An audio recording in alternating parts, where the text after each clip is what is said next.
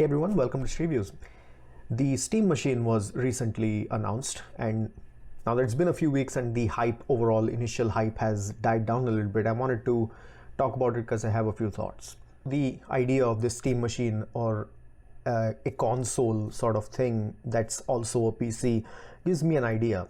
The main idea is that can this replace my desktop, like the Windows PC entirely, and will it also be this sort of couch gaming, sort of a living room gaming experience, like they initially advertised it to be.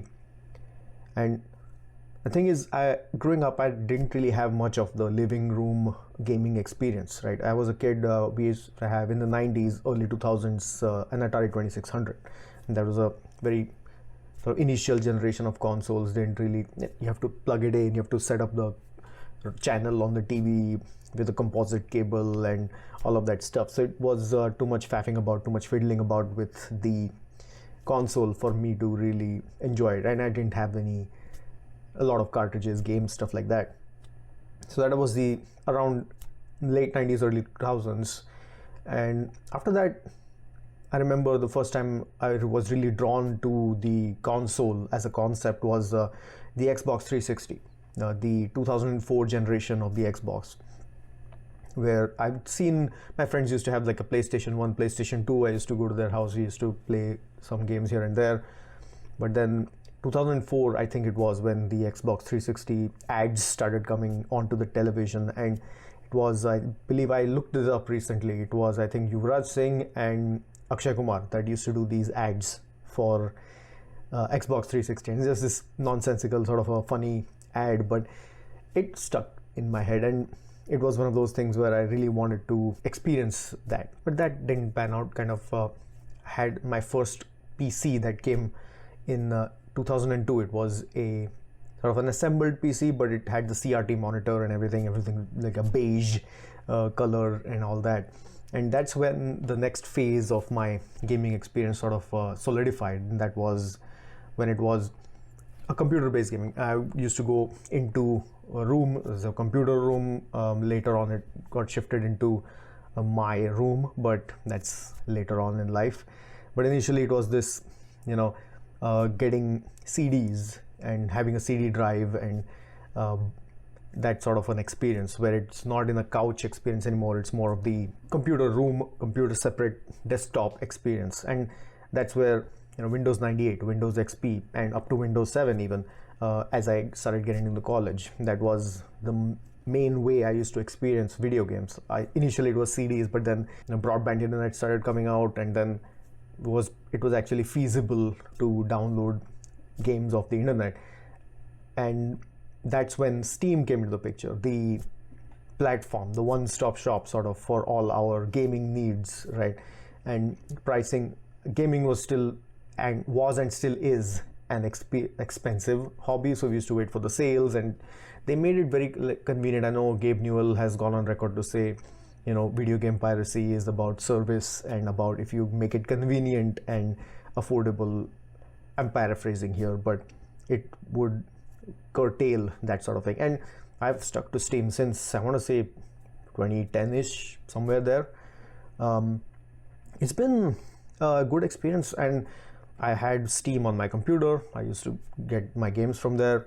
And then that's fast forward to 2023, when it was just post-pandemic. Didn't want to sit at a desk for too long, because I was working from home mainly, or in the office, and you're at a desk for so long.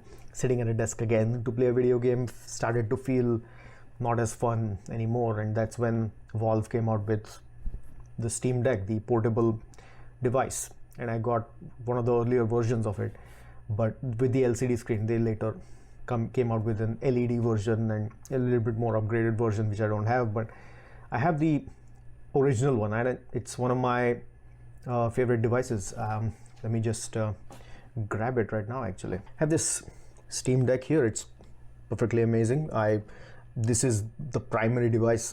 I do not play games on my desktop anymore. I play it on that Steam Deck, and that's it. And that's somehow changed the type of games that I play. Sure, I don't play like shooters anymore. I used to be a big first-person shooter guy, sort of, but moved away from that, more smaller games, indie games, more relaxing games where you tend to a garden or things of that nature. But I'm still stuck to video gaming as a medium, as a way to relax, unwind, or even help me ruminate in some respects. Most of my gaming experience has now become SteamOS, which is a Linux-based distribution which Valve uses, and they've used some technology to be able to translate Windows games. They've been working at this a lot, and the experience I expected it to be when it came to Linux, my only experience was working on Ubuntu in college, and they made us install it, and they made us work through the command line and the terminal and learn all the commands and stuff like that. So I barely ever used Linux before then or since then. So this is now the main Linux exposure that I have. And so the Steam machine, the hardware itself, there's been a lot of debate about the price point of it. Is it going to be priced like a console? I don't think so. With the current prices of RAM and storage, memory, all that stuff is skyrocketing with the AI boom that we're experiencing these days. It's not going to be $500, let's say US dollars. It's going to be much more expensive than that, in my humble opinion. That's what it is. It's less about the hardware for me and more about if they have a full-fledged release of SteamOS that I can figure out a way to install. There are ways to do it now. There's many distributions available that provide the same experience, but you have to jump through some hoops still. I feel like if it doesn't get to the same level for me as just installing Windows on a computer, like creating a media and just installing it, I'm not going to jump into that because I don't want to risk,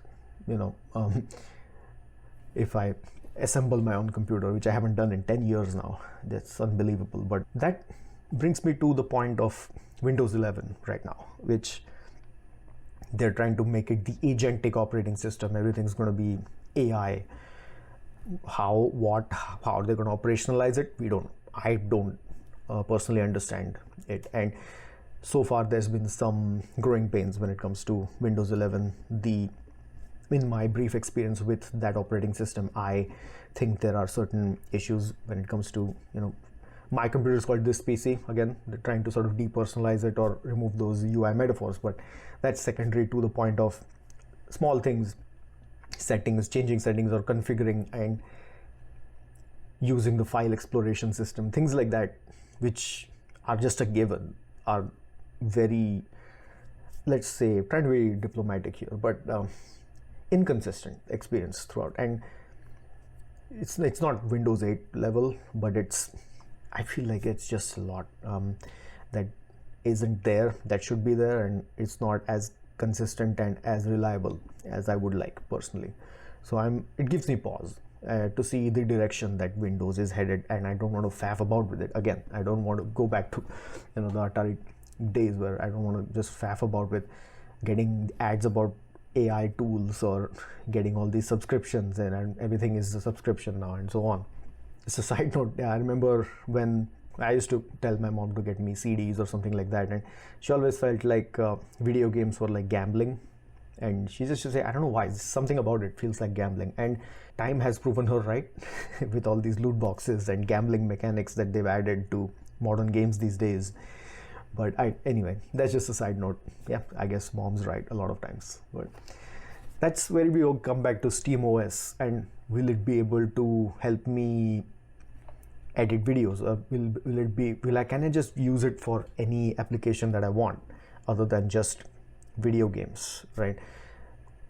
That's what I'm trying to see. And there's many videos of people using it for 1 month, 3 months, 6 months, 1 year, and they've said, there are some issues that come up, especially in certain applications like video editing and certain applications like streaming and all that. But I've seen the experience getting better and better exponentially over the past even 2 years that the Steam Deck has been out, right? 22-23 is when the Steam Deck came out, as far as I remember, and that's when it was this jump of in the Steam hardware survey, where it used to be 1.5%, now it's about 3+% of users using the Linux distribution of SteamOS as their primary way to access video games on Steam. I feel like this is one of those optimistic things for me. I feel like if I can really just move entirely to a Linux distribution, it might be something interesting to see, because for decades I've used Windows like since 1995, I want to say, when we had our first computer, and then we got different ones as another one in the 2000s, so like 95, 98, XP, Windows 7. I mean, they could have just stuck with Windows 7. I feel like I would have been completely happy with it, but I know that's not how that works. Bit rusty still when it comes to video making, editing and stuff like that, but this is one of those things I wanted to really talk about, and wanted to share some sort of a excitement or enthusiasm about something when it comes to technology that isn't all about the usual topics that we talk about when it comes to AI and all of these other things. So I'm pretty excited for the Steam Deck, but let me know what, or Steam machine, but it'll remain to be seen. Don't pre-order, in my opinion. I personally am going to wait for a review of it when it comes out. We'll see. But yeah, thanks so much for watching, and see you next time.